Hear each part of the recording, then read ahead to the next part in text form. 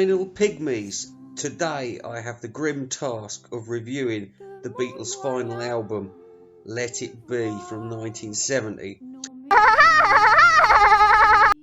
An album so problematic that it took 3 producers to clean up and cover up the serious cracks that are present in every song, which were finally chosen to appear on the finished product.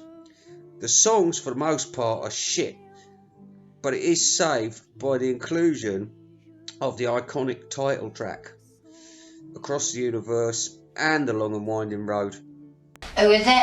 It's December 1968 and the Beatles are contracted to make another film.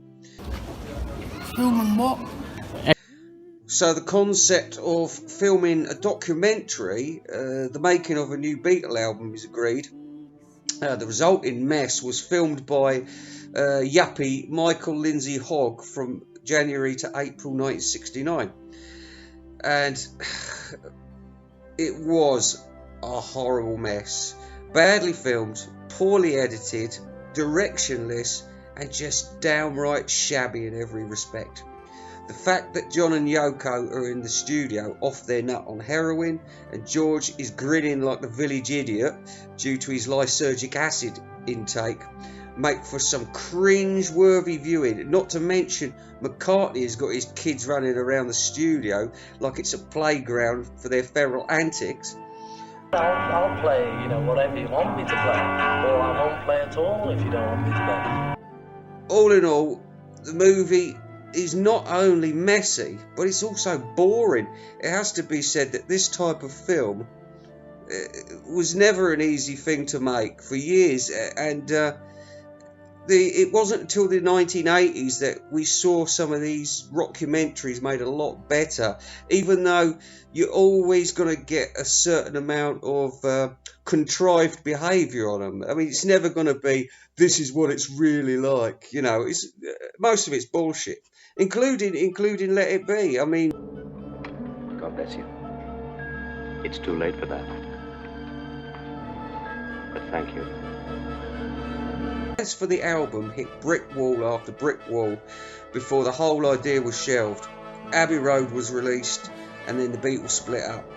Brought the need to release the album back, and after Glyn Johns and George Martin could make no sense of it, it was left to genius producer Phil Spector to try his hand.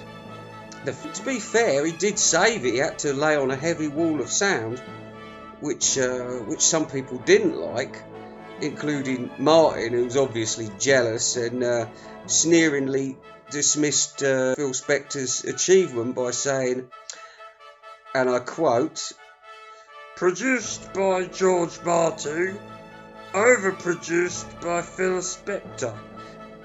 This is a childish remark coming from someone who didn't possess a fraction of Spector's genius. Garbage day! Huh? No! The history is, I barely remember buying this, but it was about the last studio album I got, by the White Album.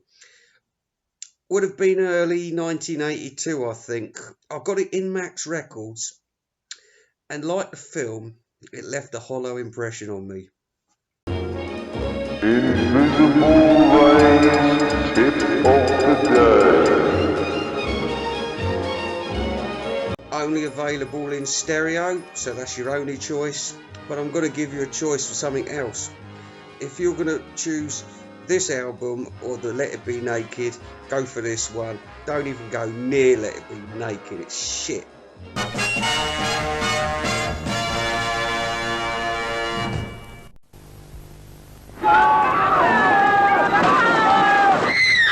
Don't worry, he's been round here all week.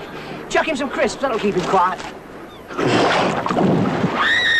No, that's no good. It wasn't crunchy enough. It's not KP. Chuck him one of those. Go on, any flavour will do. What did I tell you? KP crisps. I think it's the only thing he comes here for. Down, boy, down. When it comes to the crunch, it's KP.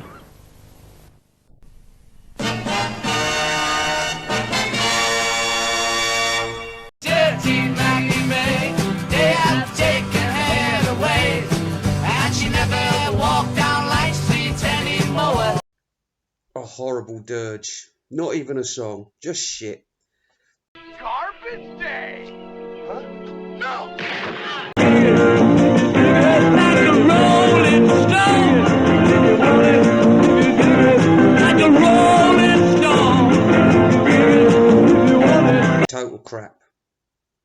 So sweet and lovely. I love you.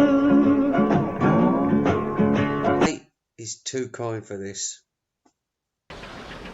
I never want to see you again. You'll see me in hell, Mr. Thorne. All through the day, I'm in mine, I'm in mine, I'm in mine. Garbage.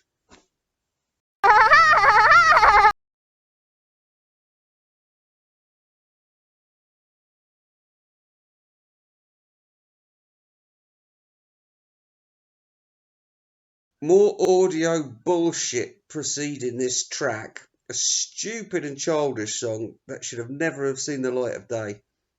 But there is hope, and really, you know, as you'll further see, we're going to have all our viewers rolling on the floor laughing during each time they view our videos. But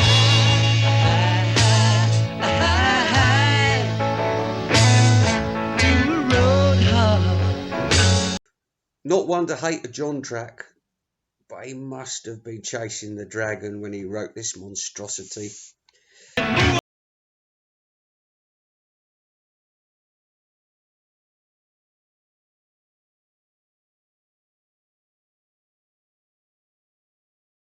From the early days, rears its ugly head once again. Just a noise.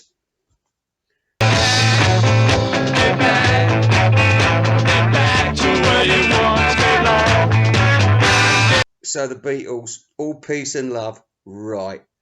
Don't need no Pakistanis taking all the people's jobs.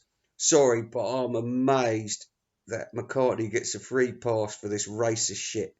It chugs along nicely as a tune, but never a favourite mine. Yeah, just altogether pointless.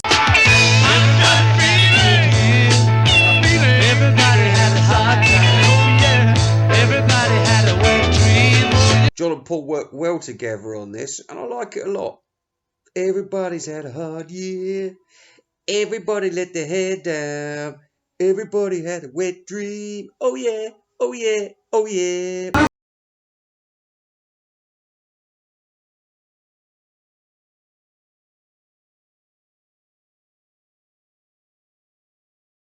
It makes me sad that this beautiful classic never got the treatment it deserved. The original speeded up version with two sluts wailing in the background was offloaded to a forgettable celebrity album for the World Wildlife Fund. And the Let It Be version is slowed down, speeded up, and it's all a bit messy. But a wonderful song and a Lennon classic.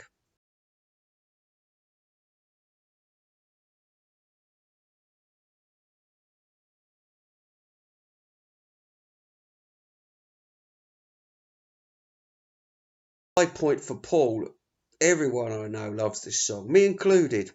It's sad it never got to #1 in Britain, but he did eventually get a top spot success with it as part of a band called Ferry Aid in 1986, which is a pretty shit version of it. This song is in my top 10 Beatles tunes, and for once McCartney uses lyrics that are as inspired as the music.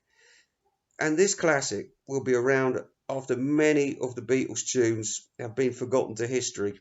It's a 10 out of 10.